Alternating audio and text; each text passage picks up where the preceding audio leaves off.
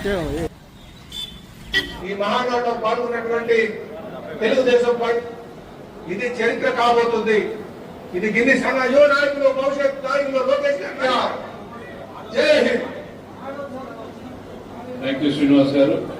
అట్లానే అమరావతి నుండి కాకుండా రాష్ట్రం నలుమూలకి మీరు ఎక్కడ ఒక కనుల పండుగ పైన ఒక జాతీయ ప్రధాన సాగుతో నేను మీ అందరికీ తెలియజేస్తూ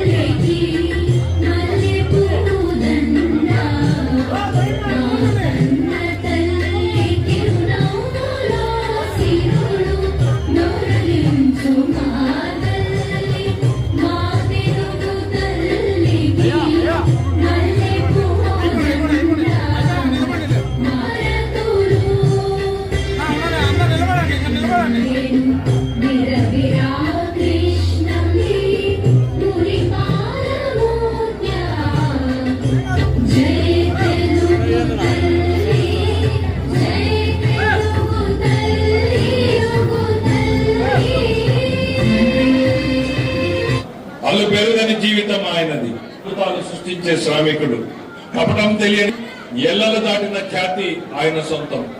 పసుపు సైన్యం ఎప్పుడెప్పుడా అని కోట్లాది మంది తెలుగు ప్రజలు ఎంతో ఉత్కంఠగా ఎదురు చూస్తున్న ఆ మహత్తర క్షణం రానే వచ్చేసింది. సంక్షోభాలను సైతం జనరేషన్ మారాయి, టెక్నాలజీ మారింది, ప్రజల ఆలోచనలు మారాయి. కానీ నాటికి నేటికి జల అభిమానం చదరలేదు. 44 అయ్యాం. నిరంతరం ప్రజల కోసం, ప్రజాస్వామ్యం కోసం ఎన్నో పోరాటాలు చేశాం. దాడులు, ప్రజా పోరాటాలు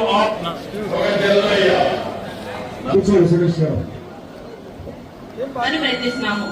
గత సంవత్సర కాలంలో కల్పించి 683 మందికి ఉద్యోగ ఉపాధి అవకాశాలు కల్పించడం జరిగింది.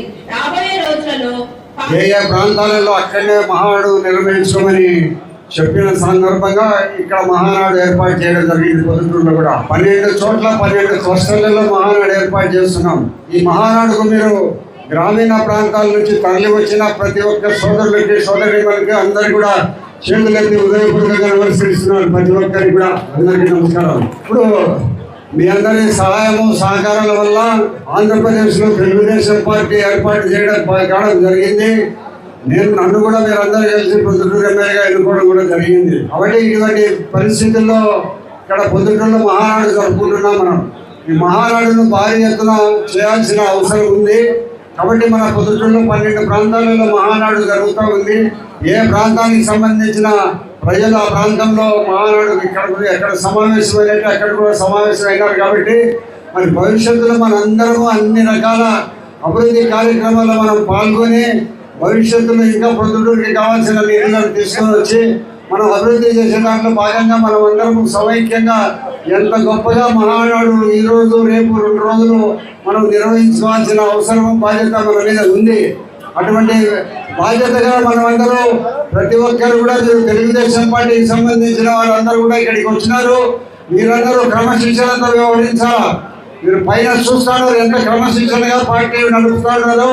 వారు ఎంత క్రమశిక్షణగా పార్టీకి విధేయులై నడుస్తుంటారో మీరందరూ కూడా గమనించి సాయంత్రం 5 గంటల వరకు ఇక్కడ మీరందరూ ఉండేది మహానాడును నిర్విఘ్నంగా కొనసాగించాల్సిందిగా కోరుకుంటూ మళ్ళా రేపు 10 గంటల నుంచి రేపు సాయంత్రం 5 గంటల వరకు కూడా ఈ కార్యక్రమాన్ని మీరందరూ హాజరు కావాల్సిందిగా మీ అందరికీ చేతులు ఇచ్చే ప్రతి వ్యక్తికి ఒక్కొక్కరికి పేరు పేరున నమస్కరిస్తున్నాం.